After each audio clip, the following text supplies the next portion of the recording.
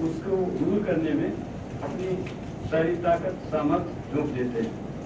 बहुत दबे कुचले हुए लोग जिनको अपन बहुत सम्मान से नहीं देखते हैं, उनके प्रति भी उनका स्नेह देखकर और उनके लिए कार्य के संपादन में तत्परता देख के मैं बहुत उनसे प्रेरित हुआ, अभिभूत हुआ। दूसरी बात, जैसा अभी शर्मा जी ने भी कहा है, भाषण की बात है। मैं एक बार साथ में सर के साथ गया था, जहाँ बड़े बड़े विद्वान बैठे थे यूनिवर्सिटी में। वहाँ मैं भाषण सुना, पहले विद्वान लोगों का भाषण हुआ, फिर जब सर का भाषण शुरू हुआ कमिश्नर साहब का, तो सब विद्वानों ने ऐसे लगा कि जैसे उनका चेहरा थोड़ा कमजोर पड़ गया। ये कुछ एक दो बिंदु हैं। आप बहुत ही प्रतिभा के धनी हैं, विशाल हृदय हैं और हम सबके प्रेरणा स्रोत रहे हैं, हमें मार्गदर्शन दिया है। हम आपका ये सब कमिश्नर परिवार है और जहाँ भी आप रहेंगे इसी तरह अपने अच्छाइयों के लिए जाने जाएंगे। हमें जो भी समय समय पर कभी मार्गदर्शन की आवश्यकता होगी, हम जरूर आपको कष्ट देंगे और हमें उम्मीद है इसी तरह स्नेह भाजन हमें बनाया जाएगा। धन्यवाद। हमारे कार्यालय के संयुक्त आयुक्त श्री पीसी शर्मा साहब, जो कि कवि हृदय हैं और अपनी बात लगभग हमेशा से कविताओं में ही कहते हैं, तो अपनी भावनाएं कविताएं के माध्यम से व्यक्त करेंगे। आपने उसका एक पोर्ट्रेट भी बनवाया हुआ है, तो कविता के पश्चात मैं आपसे अनुरोध करूंगा कि हमारे कमिश्नर महोदय को प्रदान करेंगे, आदरणीय पीसी शर्मा साहब। बरसती धार का पानी, विरह उद्गार का पानी, धरा की गोद को छूता गगन के प्यार का पानी। आज जो पानी गिर रहा है वो विरह का पानी है। किसी व्यक्ति के साथ हम कुछ दर कदम दर उसके साथ चलते हैं और फिर अचानक कुछ ऐसा होता है कि हमारा मन एकदम से टूट जाता है, हम उदास से हो जाते हैं। हम कोशिश करते हैं, हमारी इच्छा रहती है कि हम कुछ कदम और उसके साथ चलें, लेकिन अचानक सब कुछ हो जाता है। लेकिन शासकीय सेवा में ये सब चीजें होती रहती हैं, इसको हम टाल नहीं सकते।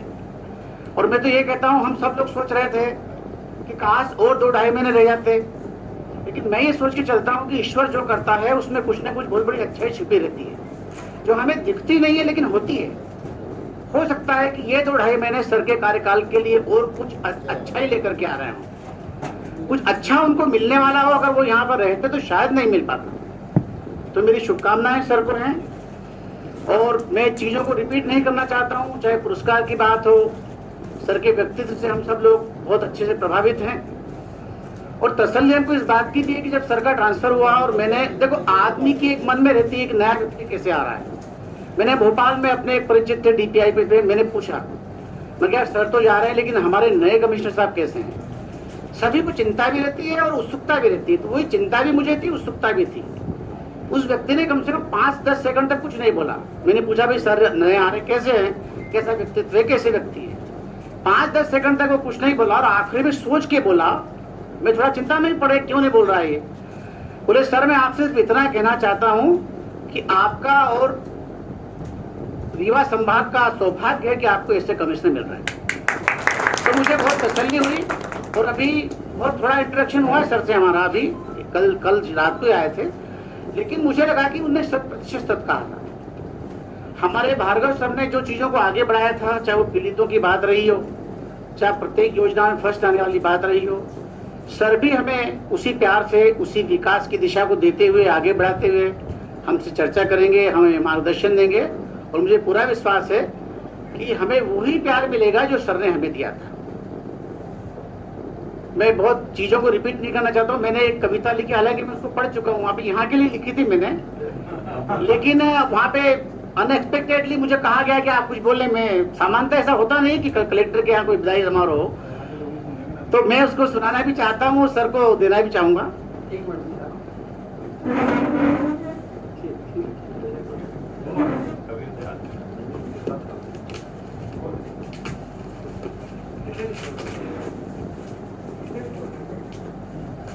हाँ, दोनों को देना।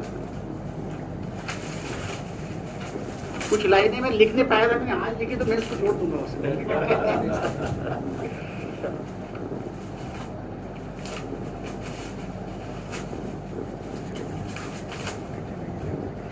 विदाई एवं स्वागत समारोह के उपलक्ष्य में मैंने लिखा था, डॉक्टर अशोक भार्गव साहब के लिए लाइनें हैं मेरी कि आप चले जाओगे मगर थोड़ा सा यहां भी रह जाओगे, जैसे रह जाती है पहली बारिश के बाद हवा में माटी की सौंधी सी गंध। एक कवि और शायर हृदय की शायरी और कविता के अपनत्व भरे छंद, सुगंधित पुष्पों के दूर हो जाने के बाद भी उनकी मंद मंद सुगंध। आप चले जाओगे मगर थोड़ा सा यहां भी रह जाओगे, जैसे रह जाती है प्राचीन हो रहे मंदिरों में अनसुनी नुपुरों की झंकार, विकास के रूप में दिया हुआ आपका स्नेही उपहार और रीवा की माटी पर बिखेरा हुआ आपका अक्षुण प्यार। आप चले जाओगे मगर थोड़ा सा यहां भी रह जाओगे, जैसे रह जाती है किसी प्रिय से विरह के बाद हताश उदास बोझिल अंतर्मन, कर्म के प्रति आपका समर्पित जग जाहिर जिद्दीपन, नंबर 1 पर ही रहने को आतुर आपका व्यक्तित्व कृतित्व और संपूर्ण जीवन, पिछड़ों के उत्थान और सदा सुर्खियों में बने रहने का आपका अद्भुत अंदाज और दीवानापन। फिर आखिरी 4 लाइनें लिखी मैंने सर के लिए कि ऊर्जा का सागर है संचित।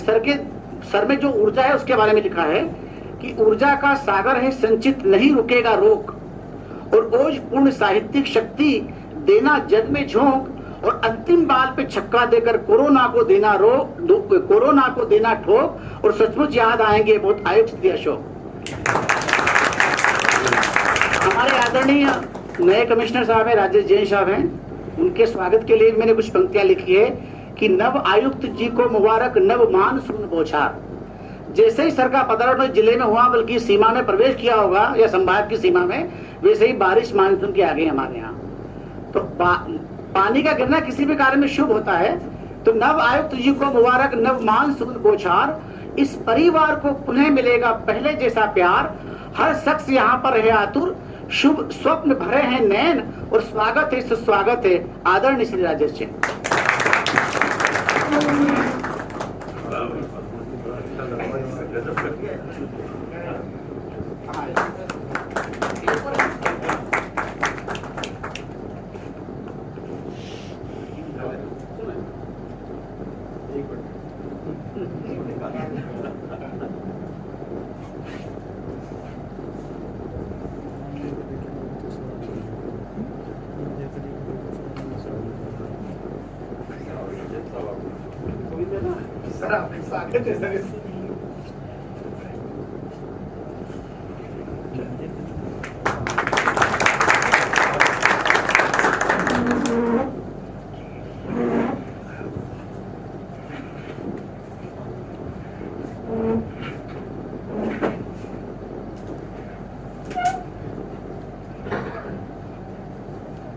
संयुक्त आयुक्त महोदय के कविमय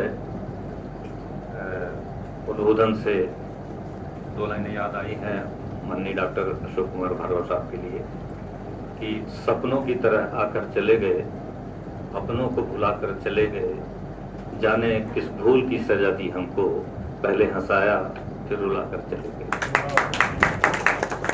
हमारे अपर आयुक्त श्री BS कुलेश साहब से अनुरोध है कि अपना उद्बोधन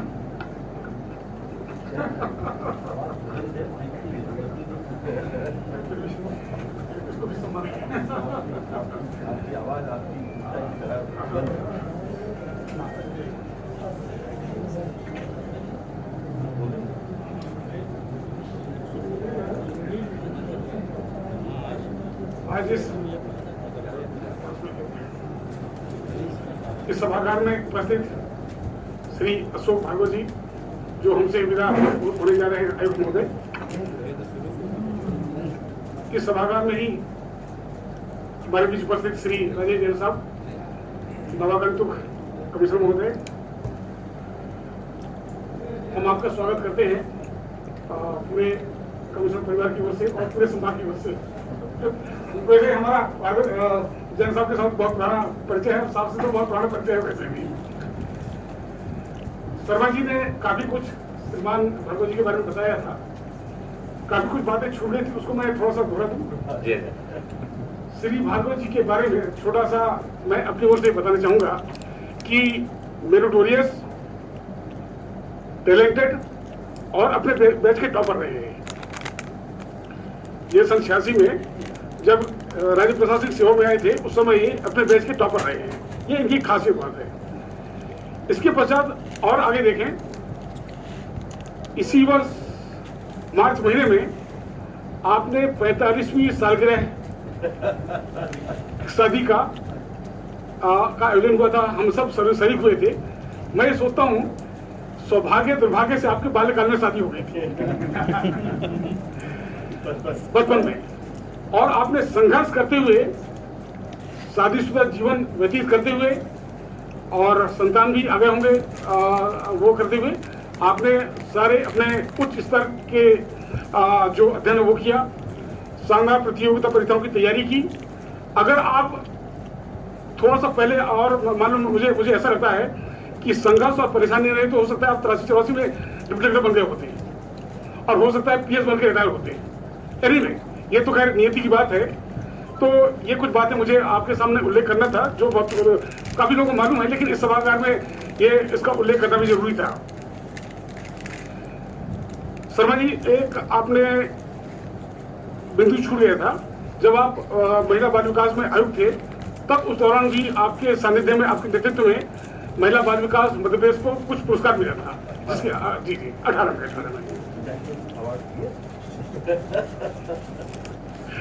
तो ये भी एक उल्लेख है। फिर आपने संघर्ष करते हुए आपने PhD भी किया। ये भी अपने एक उल्लेखनीय और नोट करने लायक आपका मुकाम रहा है। आपके समय में काफी कुछ यहाँ पर काम हुआ। आपने राजस्व प्रकरणों के साथ साथ बाकी जो प्रशासनिक मुद्दे होते उनको सुलझाए। आपने जितने आगंतुक होते थे उन सबका ध्यान से सुना, उनकी परेशानियां जो बन सका आपने दूर किया। मैं पहले कभी कहा था कि रीवा संभाग रिटायरमेंट डेस्टिनेशन है। 2.5 महीने पहले आप जा रहे हैं, अन्यथा आपका रिटायरमेंट हो जाता। खैर, सूर्योदय होना, सूर्यास्त होना, नौकरियों में इंडक्ट होना, फिर सुपर एनुएट होना, मतलब सेवरिटी होना, ये अपने अपनी जगह है। तो सरकार की इच्छा थी कि आपकी सेवाएं वहां ली जाएं और श्री जैन साहब की सेवाएं यहाँ दी जाएं। ये उनका अपना निर्णय है, इस बारे में कुछ कहा नहीं जा सकता है। इसके पहले यहाँ पर पॉल साहब रिटायर हुए, अग्नि साहब रिटायर हुए, और लगता है कि नवंबर महीने में हम भी इसी पद पर रहते हुए रिटायर हो जाएंगे। इसलिए मैंने कह रहा था कि रिटायरमेंट डेस्टिनेशन है। जी हाँ, खैर साहब यही रहे हुए थे ना जी। ये मुझे आपके बारे में कहना था, और हम श्री जैन साहब का आपका स्वागत करते हैं। आपके नेतृत्व में हम सब लोग, पूरा संभाग, हमारा कमिश्नर परिवार आपके साथ में कंधे से कंधा मिलाकर काम करेगा और बेहतर और मुकाम हासिल करेंगे, हम सोचते हैं। 2 शब्दों के साथ मैं अपना बातें समाप्त करूंगा कि मुसाफिर कल भी था, मुसाफिर आज भी हूँ, मुसाफिर कल भी था, मुसाफिर आज भी हूँ। मैं इसलिए इस बात कह रहा हूँ कि अग्नि साहब की विदाई पार्टी में भार्गव साहब ने मुसाफिर के बारे में कुछ उल्लेख किया था। हो सकता है उसको आप दोहराएंगे। थोड़ा सा उससे हटकर है, जब मैंने कहीं से ढूंढा तो मुझे लगा कि आज का ये प्रसंग उपयुक्त है, इसको क्यों ना उपयोग किया जाए।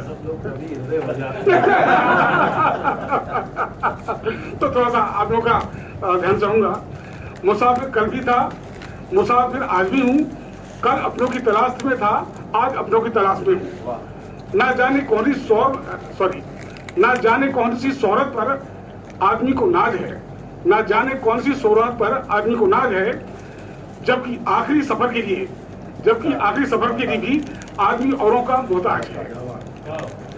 अंत में बहुत ज्यादा ना कहते हुए श्री भार्गव साहब को, आपके पूरे परिवार को, आपके आगे आने वाले जो कैरियर है उसके लिए शुभकामनाएं देते हैं और आपके स्वास्थ्य के लिए, आपके परिवार के लिए शुभकामनाएं देंगे और भावभीनी विदाई देते हैं। और इन्हीं बातों के साथ श्री जयंत की हम पूरा तहे दिल से स्वागत करते हैं। बहुत बहुत धन्यवाद। माननीय श्री कुलेश साहब के उद्बोधन से हमें डॉक्टर अशोक कुमार भार्गव साहब के जीवन के बारे में काफी जानकारी, कृतित्व के बारे में मिली, जो बहुत से ऐसे अनछुए पहलू थे जिससे हम अनभिज्ञ थे। आपके उद्बोधन से जाना हमें बहुत अच्छा लगा और बड़ी खुशी हुई। आपने कहा कि मैंने बहुत सी बातें छोड़ दी है, तो साहब मैं एक क्लास 3 छोटा एम्प्लॉइज हूँ, जितनी मेरी बुद्धि है आगाह कर दिया था कि यदि जी, इसलिए अपनी क्षमता के अनुसार जो कुछ हो सका तो मैंने पुराने मित्र हैं, जी जी जी। तो आगे हमारे नए कमिश्नर महोदय श्री राजेश कुमार जैन साहब से मैं प्रार्थना करूंगा कि हम लोगों को आशीर्वचन के रूप में और माननीय डॉक्टर भार्गव साहब 2 शब्द अवश्य कहें। हमारे बीच से विदा ले रहे सम्मानीय अशोक भार्गव जी, सम्मानीय BS कुलेश साहब, सम्मानीय शर्मा जी, पांडे जी, निगम जी, सभी कमिश्नर परिवार के सम्मानीय साथियों, बहुत सामान्य प्रक्रिया है स्थानांतरण। शासकीय सेवा में हम आते हैं, स्थानांतरण होते हैं, एक स्थान से दूसरे स्थान जाते हैं, दूसरे स्थान से तीसरे स्थान जाते हैं, सामान्य बात है। शासन चाहता है वहां हम लोगों को नौकरी करना पड़ता है, लेकिन कुछ लोग ऐसे होते हैं जो अपने कामों से, जहां पर भी पदस्थ रहते हैं वहां अपने कामों से, अपने व्यवहार से, अपनी संवेदनशीलता से लोगों के दिलों में जगह बनाते हैं। और ऐसे ही व्यक्तित्व का नाम है डॉक्टर अशोक भार्गव। काफी सालों से हम लोग परिचित हैं। रतलाम में मैं आपके बाद गया था, शिक्षा विभाग में आप मेरे बाद आए। यहाँ पर रतलाम में कल मेरी वाइफ कह रही थी कि अशोक भार्गव साहब वाले मकान में अपन रहते रतलाम में। आप जिस मकान में रहते थे उसमें हम गए थे, वेब टाइप वाले मकान में। तो कल मेरी वाइफ बता रही थी कि भार्गव साहब वाला मकान में ही अपन ने शिफ्ट किया था रतलाम में। तो आई रिमेम्बर, अभी फिर यहाँ हूँ मैं, भार्गव साहब के बाद मैं आया हूँ। तो कहीं ना कहीं हम लोग एक दूसरे के आगे पीछे चलते रहते हैं। भार्गव साहब जहाँ जहाँ रहे अपने कामों से, टीकाकरण की बात कर रहे थे, मैं हेल्थ में रहा हूँ, सबसे पीछे रहता था। रीवा जो पीछे से जिले गिने होते थे स्वास्थ्य विभाग में टीकाकरण में, रीवा रहा करता था। भिंड, रीवा, श्योपुर ऐसे चलते थे जिले, लेकिन पहला स्थान प्राप्त हुआ, बहुत बड़ी बात है। MMR पहला स्थान टीकाकरण में प्राप्त हुआ। दिव्यांग जनों के लिए रैंप बनवाया, दिव्यांग जनों का वोटिंग परसेंटेज बनवाया, उसमें पहला स्थान प्राप्त हुआ। जहाँ जहाँ स्कॉच अवार्ड भी प्राप्त हुआ, जहाँ जहाँ साहब रहे हैं वहाँ ऐसे काम किए कि हमेशा अवार्ड मिलते रहे। स्कॉच अवार्ड प्रेस्टिजियस अवार्ड है। महिला बाल विकास में बहुत अल्प समय रहे, लेकिन 18 पुरस्कार मिले। तो छोटी बात नहीं है। कहीं ना कहीं उनकी कर्तव्य परायणता, उनकी कार्य कुशलता, उनकी मुद्दों को गहराई से समझने वाली बात उसको दर्शाता है। बहुत से विभागों की ऐसी योजनाएं हैं, लोगों को सारी जिंदगी नौकरी करते हैं, उसके बारे में कंसेप्ट ही क्लियर नहीं हो पाते। पुरस्कारों की श्रृंखला यही नहीं रुकती, इसके पहले भी कई पुरस्कार मिले। साहब पुरस्कार लेने में माहिर है। कस्तूरबा गांधी बालिका विद्यालय जब थे वो शेड्यूल वाला, मुख्यमंत्री जी आए थे, उसका बड़ा प्रचार प्रसार हुआ था। DPI तो उन्होंने कहा कि अरे भाई बहुत अच्छा बनाया है CM साहब ने, अशोक भार्गव जी ने। तो कहीं ना कहीं इस तरह के काम करते हैं साहब के, न केवल प्रदेश लेवल पे बल्कि राष्ट्रीय लेवल पे इनको जानते हैं लोग। संवेदनशील व्यक्ति हैं। गरीब आदमी, आम आदमी उसकी समस्याओं के प्रति गहराई से सोचते हैं, देखते हैं और निराकरण का प्रयास करते हैं। कई बार यहाँ के लोगों ने भी कुछ किस्से सुना है, आपने बताया कि पान वाला बोल रहा था आईजी साहब बता रहे थे, एक लेडी को सांप ने काट लिया था, उसको अपनी गाड़ी से भेजा गया। और ऐसे किस्से सब दूर है, नॉट ओनली रीवा, चाहे वो रतलाम हो, चाहे भोपाल हो, शहडोल हो, अशोकनगर हो, कहीं भी सब लोग याद करते हैं इसकी उनकी संवेदनशीलता के लिए। और जो समाज की अंतिम व्यक्ति है, जो समाज की लाइन में खड़ा हुआ अंतिम व्यक्ति है पीछे से, उसकी समस्याओं के प्रति संवेदनशील होना, उसकी समस्याओं का निराकरण करना, ये सभी अधिकारियों में खूबी नहीं होती है। और अशोक भार्गव साहब उस वर्ग के प्रति, उस वंचित वर्ग की समस्याओं के प्रति पूरे सजग थे और संवेदनशील थे। और निश्चित रूप से हम सबको भी ये होना चाहिए। उनका कार्यकाल बहुत अच्छा रहा रीवा का, और आप सबका बड़ा सहयोग और इसने उनको मिला। उम्मीद है ऐसा ही सहयोग इसने मुझे भी आप सबका प्राप्त होता रहेगा। और हम सब लोग रीवा में अच्छा कार्य, जिस काम के लिए सरकार ने हमें भेजा है या सरकार चाहती है कि जिस पद पे रहें उस पद की गरिमा के साथ, उस पद के साथ न्याय करें, तो निश्चित रूप से हम सफल होंगे। और रीवा के बारे में मेरा बहुत अच्छा इंप्रेशन है। रीवा के लोग बड़े अच्छे हैं और रीवा के कर्मचारी बहुत अच्छे हैं। तो मैं बिल्कुल, मेरे से बहुत लोगों ने कहा कि साहब बहुत अच्छे हैं, बहुत काम करने का स्कोप है वहाँ पे। किंवदंतियां चलती होंगी, लेकिन हम लोग बहुत आगे निकल गए उससे। उस बात को बीते हुए 15 से 20 साल हो गए, लोग आगे निकल गए और एक नया इतिहास, नई इबारत हम लोग रीवा के विकास की लिखेंगे। आप सबके सहयोग से मुझे उम्मीद है। मैं अशोक भार्गव साहब के, उन्हें बहुत जिम्मेदारी वाली पोस्टिंग सचिव स्वास्थ्य विभाग, आज के समय में कोरोना कोविड-19 का जो चल रहा है उसमें निश्चित रूप से अच्छे अधिकारियों की जरूरत है। और उनकी योग्यता को दृष्टिगत रखते हुए शासन ने उन्हें सचिव स्वास्थ्य विभाग के पद पर पदस्थ किया। और फोन भी आना शुरू हो गए कि आ जाओ जल्दी। अभी फोन आ गया था बीएस का कि भैया ज्वाइन करवा के। तो ये निश्चित रूप से आवश्यकता है, सबसे कठिन समय, और स्वास्थ्य विभाग में अच्छे लोगों की आवश्यकता है, वहाँ उनको चयन गया। मैं उनके परिवार के सुखद और स्वस्थ और उज्जवल भविष्य की कामना करता हूँ। और हमें उम्मीद करता हूँ जब भी उनके मार्गदर्शन की हमें आवश्यकता पड़ेगी, सदैव उनका मार्गदर्शन हमें प्राप्त होगा। पुनः बहुत धन्यवाद। जय हिंद। आदरणीय सरकार बोधन हम लोगों के हृदय को अभिसंचित करने वाला रहा है। आपने रीवा के लोगों के ऊपर जो विश्वास व्यक्त किया है, हम हृदय से आपको वचन देते हैं कि जिस प्रकार से माननीय डॉक्टर अशोक भार्गव साहब के नेतृत्व में हम लोगों ने दिलोजान से कार्य किया है, आपको कभी किसी प्रकार की कोई शिकायत नहीं मिलेगी।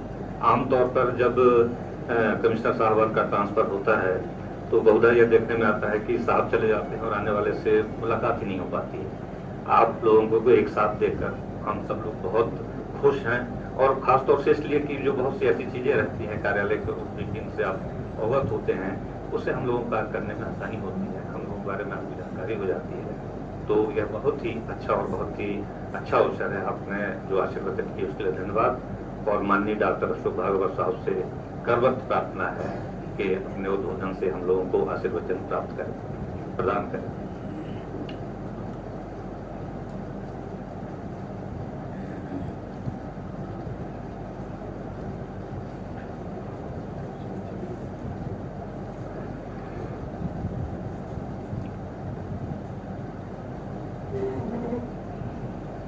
आज के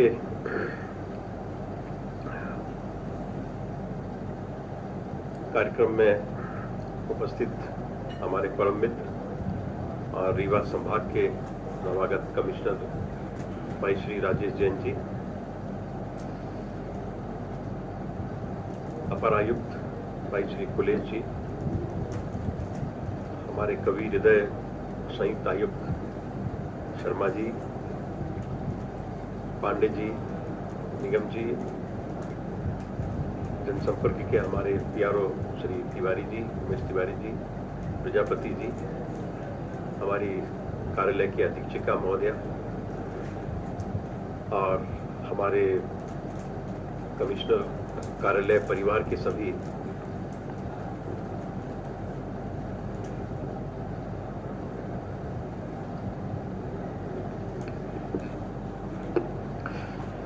परिवार के सभी हमारे साथीगण,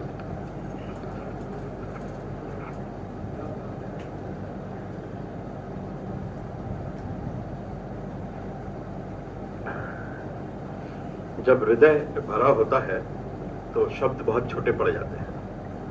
When the heart is full, words are few. शब्द अर्थहीन हो जाते हैं भावनाओं को व्यक्त करने में। आदमी का एक नैसर्गिक स्वभाव है कि वो जहां रहता है वहां की माटी से, वहां की संस्कृति से, वहां की बोली से, वहां के जनमानस से आत्मीय रूप से जुड़ जाता है। पक्षी चाहे जितनी ऊंची उड़ान भर के बाहर चला जाए, अंततः वो अपने घोंसले में लौटकर आता है। ये उस घोंसले से उसका अपनत्व भाव को दर्शाता है। और ये स्वाभाविक है कि हम जहां रहते हैं वहां की माटी से, वहां के लोगों से बहुत प्यार हो जाता है। और अचानक जब ऐसा अवसर आता है कि अब बिछुड़ना है तो हृदय बहुत द्रवित होता है। और विदाई की बेला हमेशा बहुत भावुक होती है, दर्दनाक होती है, बहुत पीड़ादायक होती है। लेकिन ये जिंदगी का एक कटु सत्य है, इसे हमें स्वीकार करना ही पड़ता है। जीवन सीधी सपाट सरल रेखा की तरह नहीं होता है, उसमें वक्रता होती है। और वक्रता न हो तो फिर जीवन का सौंदर्य ही समाप्त हो जाता है। हमेशा एक जैसी परिस्थितियां बनी रहें तो जीवन में एक नीरसता सी आ जाती है। लेकिन जब उतार चढ़ाव आते रहते हैं, चुनौतियां आती रहती हैं, परेशानियां आती रहती हैं, तो व्यक्ति की परीक्षा होती है। वो परीक्षा उसके साहस की होती है, उसके सामर्थ्य की होती है, उसके धैर्य की होती है। शासकीय जीवन यात्रा कोई गुलाब की तरह नहीं होती कि जिसमें बस खुशबू ही खुशबू है। जो गुलाब आपने मुझे दिए निश्चित रूप से बहुत सुंदर, बहुत आकर्षक लगने वाले हैं, लेकिन मैंने इसे बहुत करीने से स्वीकार किया, बहुत जतन से स्वीकार किया, और आपने भी बहुत जतन से मुझे इसे दिया। यदि आप लापरवाही से देते और मैं भी यदि इसे लापरवाही से लेता तो शायद इसके जो कांटे हैं वो आपको भी लहूलुहान करते, मुझे भी लहूलुहान करते। लेकिन ये जो कांटे हैं ये सिर्फ कांटे नहीं हैं, ये गुलाब की जिंदगी की चुनौतियां हैं, परेशानियां और तकलीफों के प्रतीक हैं। ये इतनी कठिनाइयों के बावजूद, चुनौतियों के बावजूद गुलाब अपने खिलने का, खुशबू बिखेरने का स्वभाव बदलता नहीं। तो कभी कभी तो मुझे लगता है कि ये हमें बड़ी सीख भी देते हैं। कांटों में झूमते हुए गुलाब ने कहा, कांटों में झूमते हुए गुलाब ने कहा, वे मुझको देख लें जो गमों में उदास है। हमें थोड़ी सी परेशानी कुछ आ जाती है तो हम दुनिया भर का रोना शुरू कर देते हैं, ये समस्या, वो समस्या, ये परेशानी, वो परेशानी। लेकिन गुलाब इतने कांटों के बीच भी, गम की इतने बड़े साम्राज्य के बीच भी खिलखिलाता है, मुस्कुराता है। तो वो संदेश हमें यही देता है। यदि हम किसी मार्ग पर चल रहे हैं और कोई बाधा नहीं आ रही है, निरंतर चलते जा रहे हैं, बहुत सहजता से, सरलता से, आसानी से चलते जा रहे हैं, तो निश्चित रूप से हम किसी ढलान पर हैं। कि ढलान पर जब होते हैं तो चलने में बहुत आसानी होती है, और ढलान फिर हमेशा कहीं ना कहीं हमें ऐसे मुकाम पर ले जाती है जहां हम जाना नहीं चाहते। लेकिन यदि हम चल रहे हैं, कठिनाई आ रही है, परेशानी आ रही है, तो इसका मतलब आने वाली जो मंजिल है वो निश्चित रूप से बहुत खूबसूरत होगी, निश्चित रूप से बहुत अच्छी होगी। क्योंकि कठिनाइयों के बाद ही उपलब्धियां प्राप्त होती हैं। बिना कठिनाई के, बिना प्रयास के उपलब्धि प्राप्त नहीं होती। बिना प्रयास के सिर्फ दो चीजें प्राप्त होती हैं। हम कुछ भी ना करें तो भी बुढ़ापा तो हमें आना ही है। आएगा कि नहीं आएगा? आप कुछ भी मत करो, पड़े रहो बिल्कुल, तो बुढ़ापा तुमको मिलना ही मिलना। तो पहली चीज, बिना किसी प्रयास के वृद्धावस्था प्राप्त हो जाती है। और दूसरी चीज, बिना किसी प्रयास के यदि सफलता आपको मिलनी है, देखनी है, तो वो केवल आप शब्दकोश में देख सकते हैं। आप डिक्शनरी में ही देख पाएंगे कि ये सफलता लिखा हुआ है। तो बिना प्रयास के कोई भी चीज प्राप्त नहीं होती है। जिस दिन से चला हूं मेरी मंजिल पे नजर है, सदैव जो है याद दिला दिया मुझे। जब से होश संभाला, जब से कलम किताब कागज से रिश्ता जुड़ा, तब से हमेशा एक ही मकसद रहा कि हम जहां भी रहे ऐसा मकाम हासिल करें कि उस पर परिवार को, माता पिता को, भाई बहनों को, समाज को, मित्रों को, सबको नाज हो, खुशी हो कि ये वो मकाम इसने हासिल किया है। कि जिस दिन से चला हूं मेरी मंजिल पर नजर है, रास्ते में कभी मील का पत्थर नहीं देखा, और पत्थर मुझे समझता है मेरा चाहने वाला, मैं मोम हूं उसने मुझे छूकर नहीं देखा। तो कभी कभी ऐसी परिस्थितियां भी बनती हैं कि थोड़ा कठोरता अपने को प्रशासन में करनी पड़ती है। जहां आवश्यकता है प्यार की, मोहब्बत की, वहां उसका उपयोग हो, और जहां हमें आवश्यकता है कठोरता की, तो वहां उसका भी उपयोग करना पड़ता है। और निश्चित रूप से इस कार्यकाल के दौरान आप सबसे मेरा संवाद स्थापित होता रहा, आपसे बातचीत होती रही, और जो आप कह रहे हैं कि यहाँ के लोग बहुत अच्छे हैं, मैं इस बात को 100% सही मानता हूं, क्योंकि आप ही लोगों के माध्यम से उपलब्धियों के बड़े बड़े मकाम हमने हासिल किए। टीम वही है, संसाधन वही है, उसमें कोई बदलाव नहीं हुआ है। जो जिला, जो संभाग कभी 48 और 50 नंबर पर आता था, वो यदि नंबर 1 पर आ रहा है तो आप सबकी मेहनत की वजह से। तो जो कुछ भी हमने अर्जित किया है उसमें हमारे कमिश्नर कार्यालय परिवार का, हमारे जेसी का, हमारे डीसीआर का, हमारे डिप्टी डायरेक्टर का, हमारे सभी जो कर्मचारी हैं, हमारे जो चतुर्थ श्रेणी कर्मचारी हैं, इन सब की सद्भावना, इन सब की प्रयास, इन सब की कोशिशें मिलकर ही इस मकाम को हम हासिल कर पाए हैं। तो मैं इस मौके पर फिर ये दोहराना चाहूंगा कि दायित्व जब भी किसी को सौंपा जाता है तो दायित्व बहुत बड़ी जिम्मेदारी होती है, बहुत बड़ी चीज होती है। कबीर दास जी ने जब बहुत परमपिता परमेश्वर का नाम ले लेकर जीने जीने पतले पतले तागे से एक जब चदरिया बुनी, तो वो चदरिया सिर्फ धागे की तागे की चदरिया नहीं थी, वो उनकी साधना की चदरिया थी। तो आज से करीब 21 जनवरी 2019 को मैंने साइंस की दायित्वों की जो चादर ओढ़ी थी, उस चादर की धवलता, उज्ज्वलता को बरकरार रखते हुए आज वैसे की वैसी मैंने मेरे भाई राजेश जी को सौंपी है। जैसा कि कबीरदास जी कहते हैं कि जीनी जीनी बीनी रे चदरिया, काहे के ताना काहे की भरनी, कौन तार से बीनी चदरिया, दास कबीर बड़े जतन से ओढ़ी, और ज्यों की तो धर दीनी चदरिया। तो हमारे दायित्व की जो चादर है वो हम अपने सत्कर्मों से, अपने अच्छे प्रयासों से, अपनी अच्छी कोशिशों से जब उसे हम उसकी धवलता को बरकरार करते हुए वापस रखते हैं, क्योंकि ये दायित्व की चादर स्थायी रूप से नहीं मिलती है, ये एक निश्चित अंतराल के लिए मिलती है, और उस निश्चित अंतराल में अपने आप को साबित करना होता है, अपने आप को सिद्ध करना होता है, अपना वजूद सिद्ध करना पड़ता है। और जब हम काम जब करते हैं तो परेशानियां आती हैं, तकलीफें आती हैं, बहुत सारे दबाव भी आते हैं, बहुत सारे प्रलोभन भी आते हैं, बहुत सारे प्रलोभन दबाव के रूप में आते हैं। तो उन सब से बचना, उन सब से अपने आप को बचाए रखना, और अपने काम में संवेदनशीलता रखना, अपने काम में इंसानियत को जिंदा रखना, अपने काम में मानवीयता को बनाए रखना, ये हमारा प्राथमिक दायित्व होना चाहिए। अक्सर हम सुशासन की बात करते हैं। सुशासन का मतलब ये नहीं है कि हम जो नियम कानून कायदे बने हैं बिल्कुल लकीर के फकीर होकर उस तरह से काम करें। दरअसल हमें जो जिम्मेदारी सौंपी है, हम उस जिम्मेदारी का निर्वाह जवाबदेही के साथ करें, पारदर्शिता के साथ करें, निष्पक्षता के साथ करें, और संवेदनशीलता के साथ करें। जब हम ऐसा करते हैं तो एक अच्छा शासन, एक शुभ शासन, एक मंगल व्यवस्था हम जनता को उपलब्ध कराते हैं, और हम जनता और शासन के बीच एक सेतु का ही तो काम करते हैं।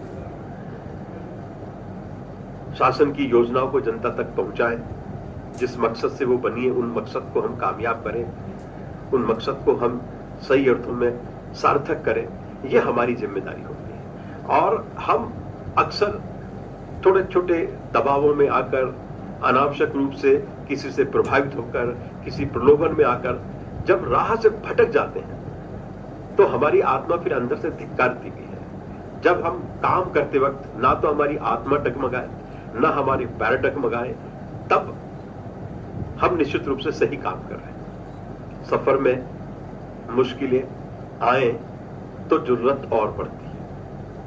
कोई अगर रास्ता रोके तो हिम्मत और बढ़ती है। अगर बिकने पे आ जाओ तो घट जाते हैं दाम अक्सर, न बिकने का इरादा हो तो कीमतें और बढ़ती हैं। तो हम यदि अपने काम के प्रति निष्ठावान हैं, सतर्कता, सावधानी के साथ, पूरी ईमानदारी के साथ काम करते हैं, तो कोई उंगली हम पर नहीं उठा सकता, हमारे काम पर कोई प्रश्नवाचक चिन्ह नहीं लगा सकता। निश्चित रूप से आज का दिन हम सबके लिए, तो मेरे लिए तो बहुत वेदना का दिन है, क्योंकि आप सबसे अब मुझे बिछड़ना है, अब फिर नया आशियाना बनाना है। हमने बना लिया है फिर नया आशियां, जाओ जाकर ये बात किसी तूफान से कहो, क्योंकि अक्सर तूफान जब भी मैं कोई आशियां बनाता हूं तो उसको नेस्त नाबूद करने के लिए आ जाता है। लेकिन वो आता है, मैं फिर से अपना हौसला बुलंद करते हुए फिर नया कोई आशियां बनाता हूं, और ये सिलसिला चलता रहता है। और यही जिंदगी का फलसफा है, यही जिंदगी का दर्शन है। परिवर्तन जीवन का नियम है। जो कल थे आज नहीं है, और जो आज हैं वो कल नहीं होंगे। होने ना होने का सिलसिला यूं ही चलता रहेगा। हम हैं और हम रहेंगे, ये भ्रम भी पलता रहेगा। हमें अक्सर ये भ्रम रहता है कि अब तो हम बने रहेंगे।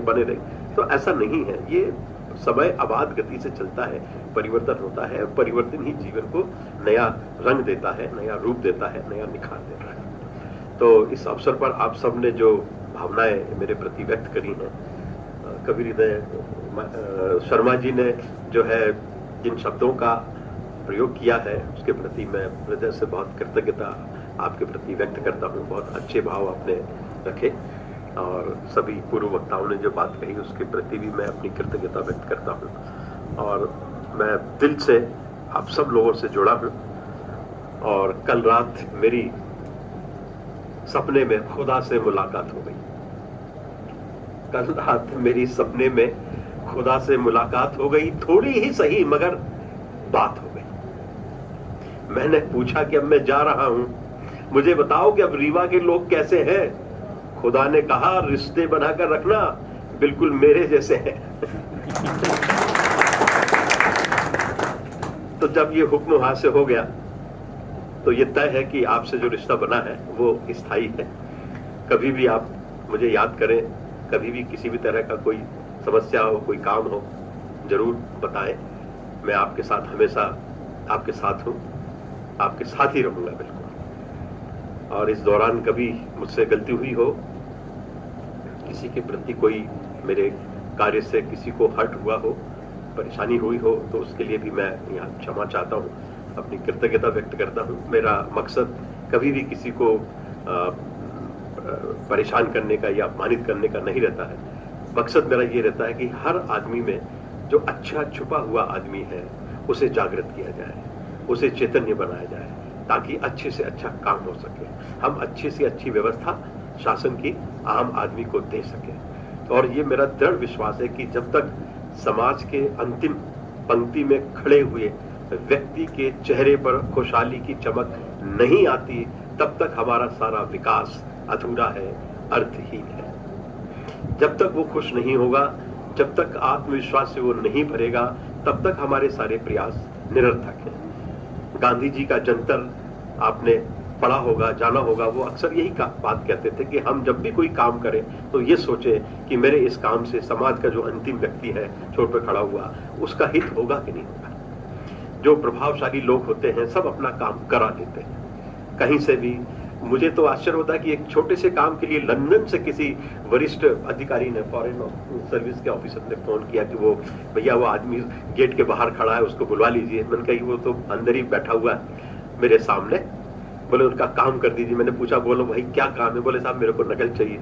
अब केवल नकल प्राप्त करने के लिए उसने वहां से फोन किया। मैंने कहा भाई ये बताओ तुमको यहाँ किसी ने मना किया क्या नकल देने? बोले नहीं साहब। तो फिर क्यों फोन कराया तुमने? बोले साहब ऐसे ही करा दिया बिल्कुल। तो ऐसे भी अनुभव यहाँ पर हुए, लेकिन कुल मिलाकर बहुत अच्छा लगा। रीवा की जनता ने बहुत प्यार दिया, आप सब लोगों ने मुझे बहुत सम्मान दिया, बहुत इज्जत दी, और इस माटी का बहुत बड़ा कर्ज जो है मुझ पर है। मौका दिया काम करने का, काफी ख्याति भी यहाँ रीवा की जनता के माध्यम से, रीवा की माटी के माध्यम से मुझे मिला। और सबसे अच्छी बात, मेरी घर में जो लक्ष्मी आई, मेरे छोटे बेटी की बहू की डिलीवरी मैंने यहीं शासकीय अस्पताल में कराई थी। तो अब रिश्ता मेरा यहाँ से माटी से और ज्यादा जुड़ गया है। अब बहुत ज्यादा अंदर से बहुत भावुक हो गया हूं, मेरे को अब शब्द नहीं मिल रहे हैं कुछ बात करने के लिए। मैं आप सबसे क्षमा चाहता हूं,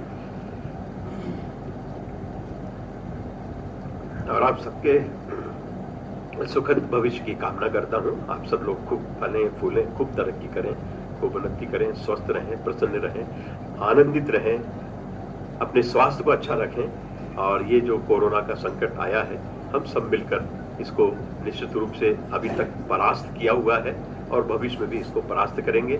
और अब हमारे नवागत कमिश्नर राजेश जैन जी बहुत ऊर्जावान अधिकारी हैं, बहुत प्रशासनिक दक्षता इनके व्यक्तित्व में कूट कूट कर भरी है। प्रदेश के विभिन्न पदों पर, प्रतिष्ठित पदों पर बहुत सफलता पूर्वक आपने काम किया है, और जिस तरह का प्यार आपने मुझे दिया है उसमें हजारों का गुणा करके उस प्यार को आप मेरे बड़े जो भाई हैं राजेश जी, उनको दीजिए। और आप सब मिलकर बहुत अच्छा काम करेंगे, ऐसा मेरा पूरा भरोसा है, विश्वास है। और अंत में अब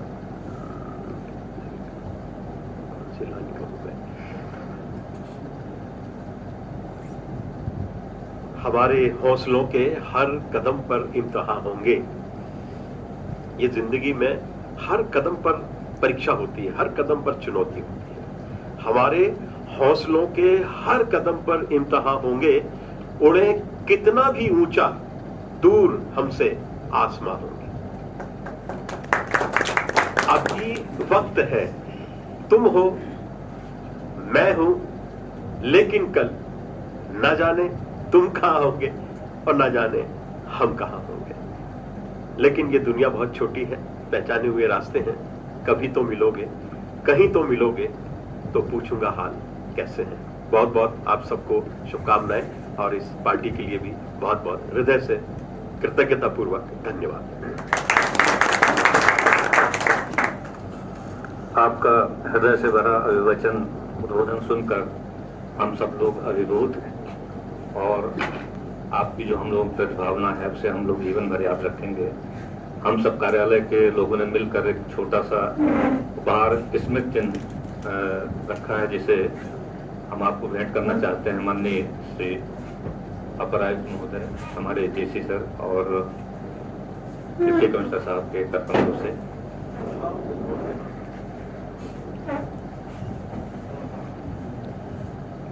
कार्यक्रम में तो हाँ फिर बात करता हूँ।